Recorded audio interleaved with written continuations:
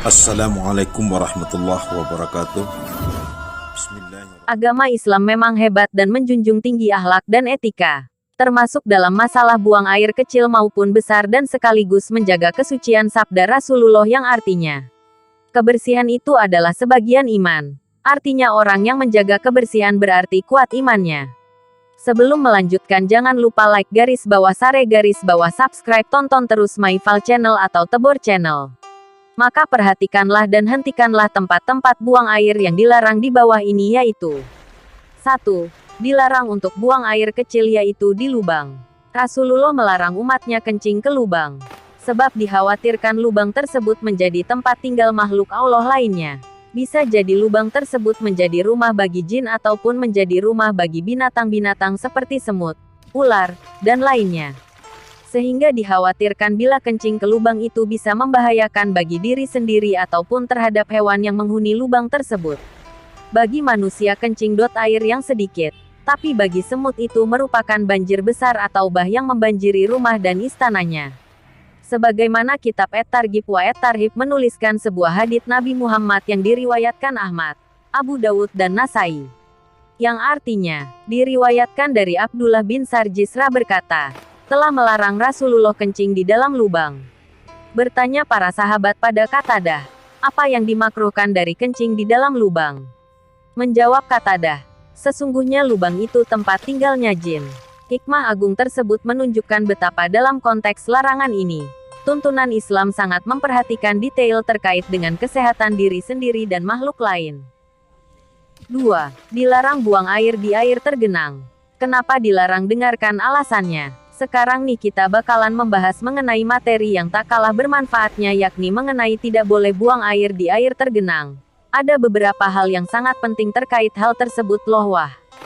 Dari Abu Hurairah radhiyallahu anhu, Rasulullah shallallahu alaihi wasallam bersabda, janganlah salah seorang dari kalian kencing di air yang diam yaitu air yang tidak mengalir kemudian ia mandi di dalamnya. Bukhari nomor 239 dan Muslim No. 282. Dalam riwayat Muslim disebutkan, jangan salah seorang dari kalian mandi di air yang tergenang dalam keadaan junub. Hadits riwayat Muslim. No. 283. Faedah-faedah yang dapat diambil dari hadits di atas. 1. Hadits ini menunjukkan larangan kencing di air yang tergenang karena dapat menyebarkan najis dan menimbulkan penyakit. Boleh jadi pula yang memanfaatkan air tersebut adalah yang kencing itu sendiri. 2. Larangan kencing di air yang tergenang adalah larangan haram jika air tersebut memudaratkan yang lain. Jika tidak digunakan, maka hukumnya makruh. 3. Buang air besar di air yang tergenang hukumnya sama dengan kencing. Bahkan buang air besar hukumnya lebih parah. 4. Boleh kencing di air yang mengalir dengan catatan bahwa air tersebut tidak memudaratkan orang lain. 5.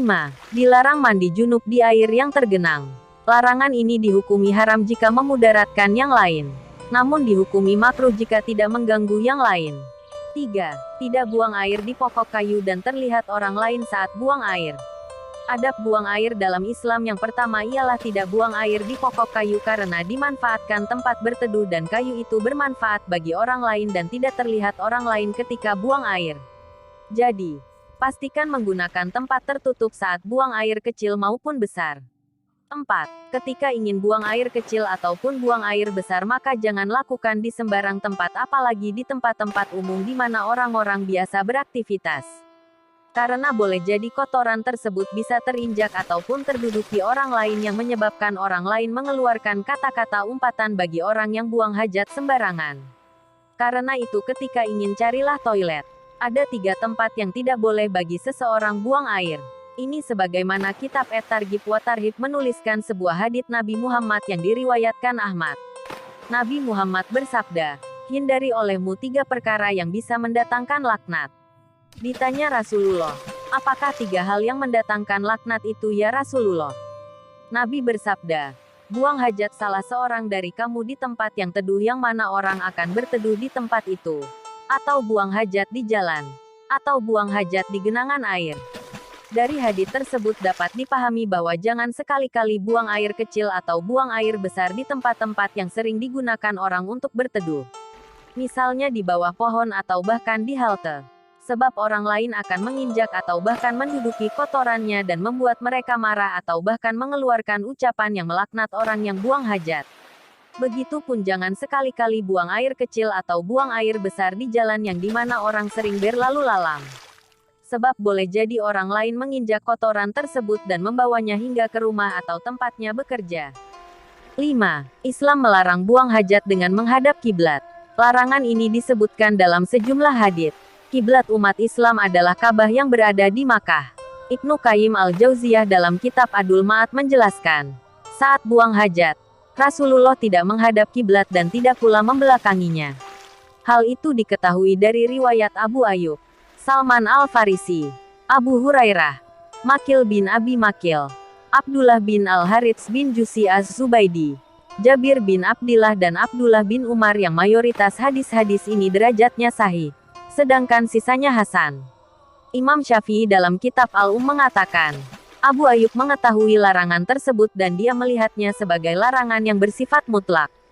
Ibnu Umar mengetahui menghadapnya Rasulullah ketika buang hajat ke Baitul Muqaddas, dan dia tidak mengetahui larangan beliau. Larangan menghadap kiblat saat buang hajat ini turut disebutkan dalam kitab Al-Muwatta, karya Imam Malik. Dikatakan, artinya, telah menceritakan kepadaku dari Malik dari Nafi dari seorang laki-laki dari Ansar, bahwa Rasulullah melarang menghadap kiblat bagi orang yang buang air besar atau kecil. Dalam riwayat lain, Abu Ayyub berkata, ketika kami datang di Syam, kami mendapatkan kamar mandi dan kakus dibangun menghadap ke arah Ka'bah. Maka kami mengubahnya dan kami memohon ampunan kepada Allah Azza wa Jalla. Abdullah bin Abdurrahman Al-Ubasam dalam Taisirul Alam Syar Umdatul Ahkam menjelaskan, buang hajat tidak boleh menghadap ke Ka'bah karena Ka'bah adalah arah kiblat saat salat, tempat yang dimuliakan dan disucikan. Menurutnya, hikmah dari adanya larangan menghadap kiblat saat buang hajat adalah pengagungan Ka'bah dan penghormatannya.